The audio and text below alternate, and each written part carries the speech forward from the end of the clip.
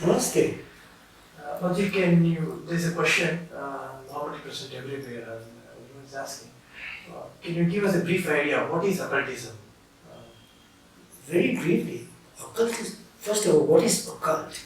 The definition of occult is that it is hidden, you can't see. Whatever you can't see with your anatomical eyes is occult. Very simple example, you can't see your thoughts. These are energies. You can't see wind. Okay? So these are energies. And occultism is the science of energies, where you study energies, various energies. All of them you can't see, they're occult. There is an exception like water and all that. But in general, all energies are occult, majority are not.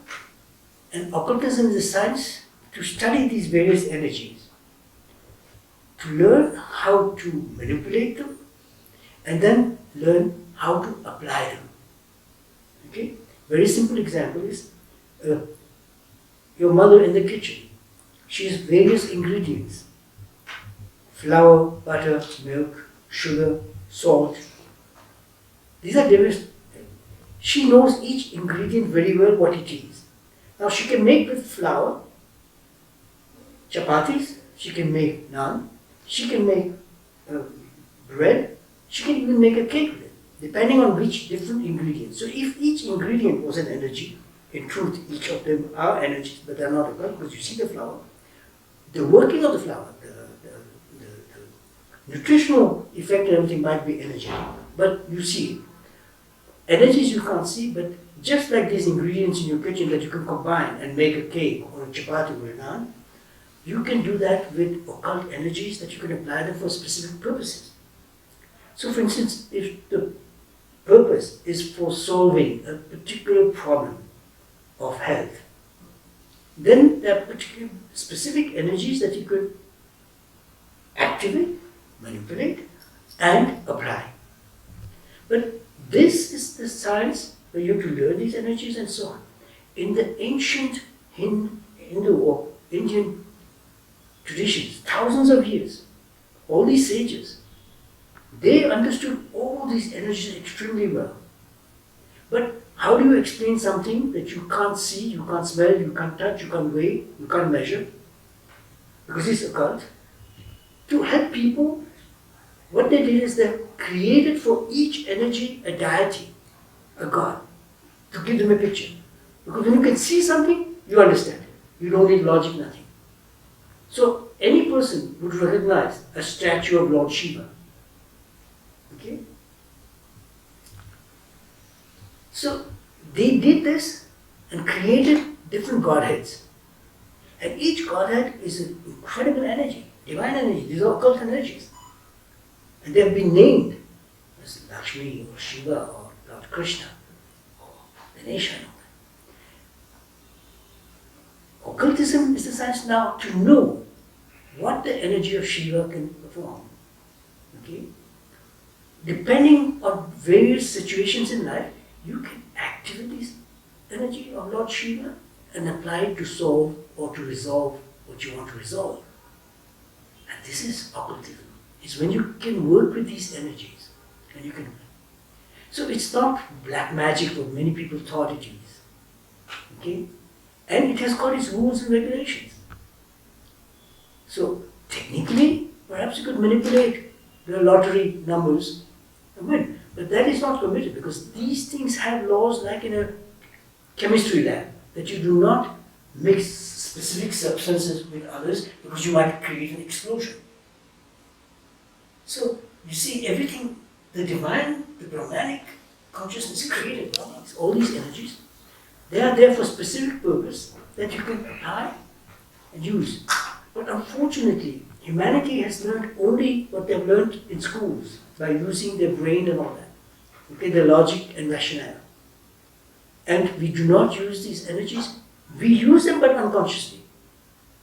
Okay?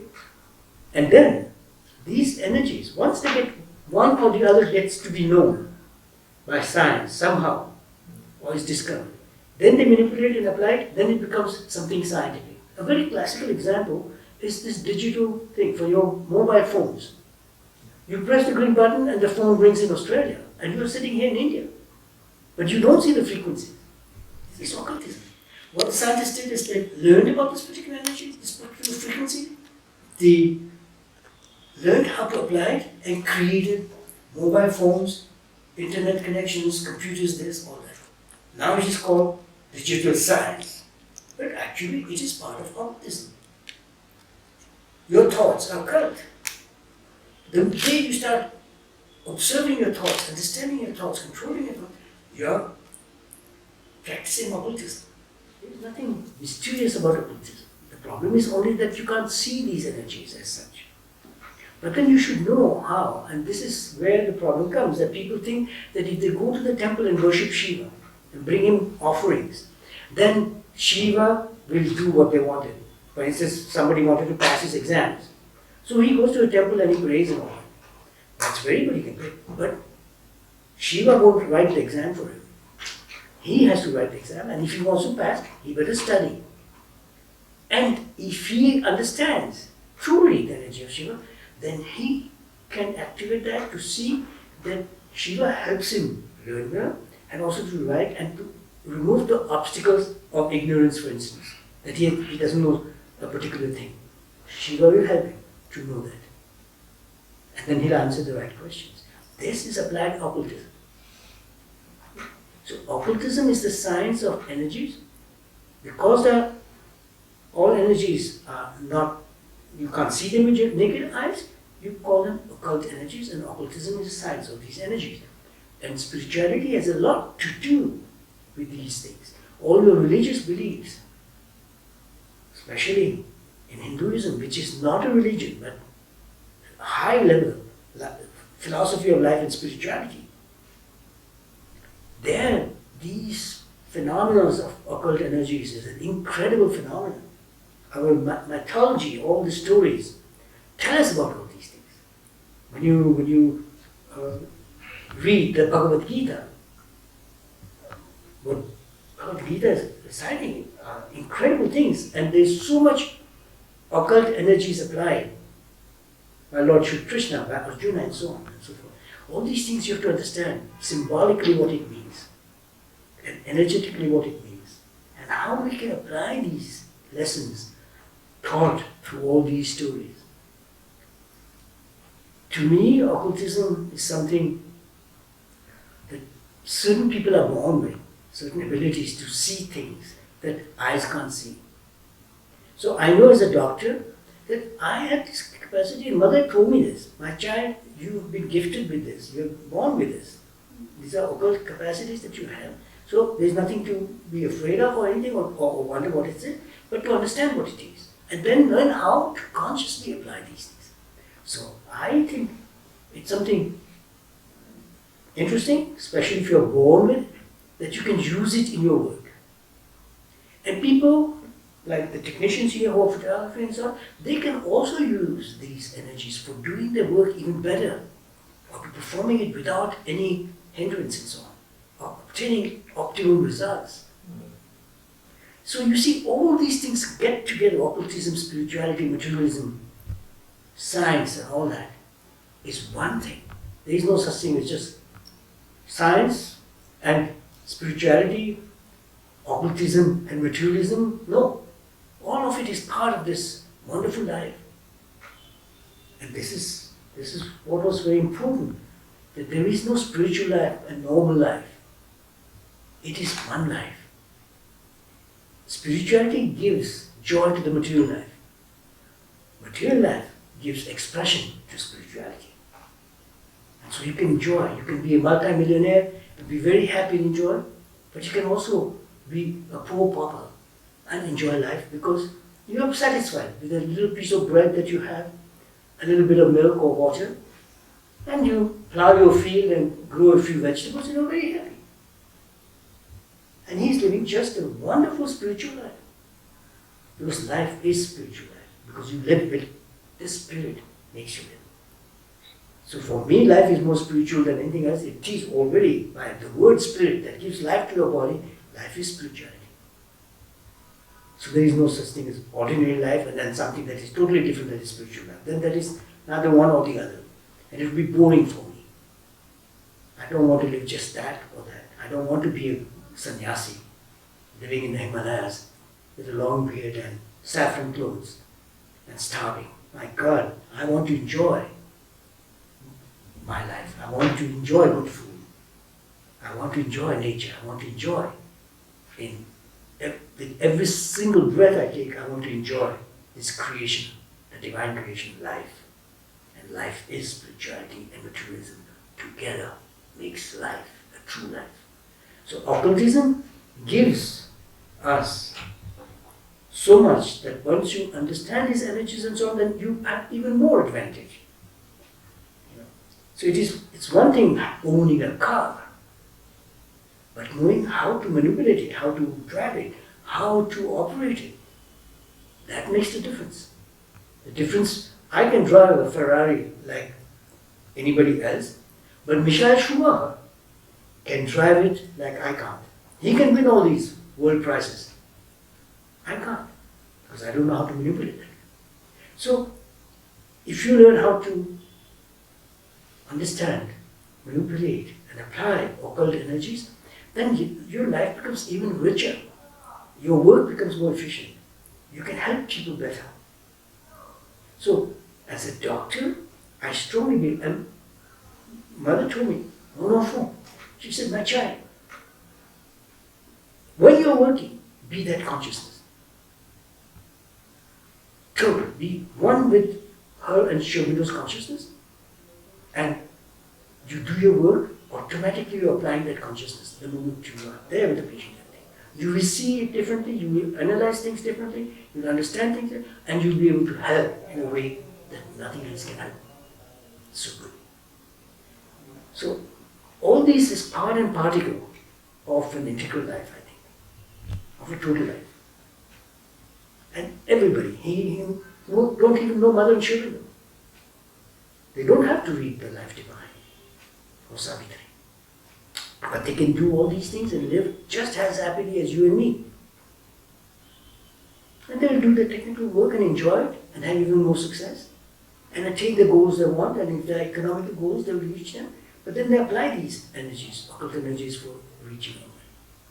So when I look back at my life and see how many different studies I've done and jobs and work and everything I've done, and with what I started and where I reached, I know that all these things was possible because of these occult energies. Divine energies also are occult. The divine grace that permits manifestation of something is an energy. So, Shrima's blessings, the mother's blessings, Shubhita's blessings, are occult. But they have incredible power. Go to the Samadhi and you feel it. You can't see. When you go to the Samadhi, you don't see any frequencies there. But go. I tell you that even if you are brain dead, you will feel this divine energy of Mother Shubhita, this energy of the holy Samadhi. See, I'm a man of science. I don't believe in fairy tales. I like fairy tales because children enjoy it, because you explain them through fairy tales, beautiful things. I'm talking in the real sense that I don't believe in nonsense. I believe in what is true. So even when I say about Samadhi, about Mother, about Shubhita, about consciousness, about occultism, it might sound like fairy tales, but it is true. And it is something that is an integral part of living a full life. This is happiness, when you can enjoy all these things, use all these energies, apply all these energies, and still be just like anybody else. Be dressed like anybody else, eat and enjoy life like anybody else, but you live it at a different level of consciousness and therefore greater enjoyment, greater fulfillment of life. That is occultism. I hope I've said enough what occultism is, the science of energies that you can't see, to learn how you can manipulate them, to find out what are the different energies, and then how to activate them. And someday I hope I can teach or explain in simple terms. And that makes spirituality so much more easier. But it has also got to do with the brain. It has neurological factors that are very important. It's impossible to attain supramental manifestation if the brain is dead. We need all this consciousness, the consciousness where the brain is also involved. But brain should not be guiding the mind. Consciousness is guiding and illuminating the brain and brain functions. These are differences. Okay? What comes from the brain and what comes from the soul? So what comes from the soul I call the mind. The voice of the soul I call mind. And these are inspirations. When Nelson Mandela was inspired to say no, all life is sacred. Nobody should be massacred. No. All and everyone has the right to live in South Africa. That was not from his brain. It was not his intelligence. It was not mathematical. It was the voice of it was his mind. It was the voice of his soul saying, this is what you have to do. This is how it is. So imagine how wonderful. What our Prime Minister Narendra Modi is doing. He's perhaps not aware of it. But this man is being guided by the divine. And I'm sure about it. For all the noble things that he is doing. Sure, he might be making mistakes. I'm not good in politics and I don't support one politic or other because I'm not an expert in it. But I know what he's doing. From little that I've heard, I said, thanks God, the divine blessed India with such a plan. So there you can see the difference. So occultism is part and particle of this life. Energies. Everybody uses them, but they're not conscious of it. Then the people are born who can see, who know how to use it, and they can apply it, and that's how can help better their patients or the clients or whatever. So, think about it. Meditate. Don't watch only television, but try and think of these things, what they are, how you can understand them, how you can apply them. And you see, you find out more and more. We have fantastic capacities within us. Develop them. And that is occultism. Very simple. Namaste.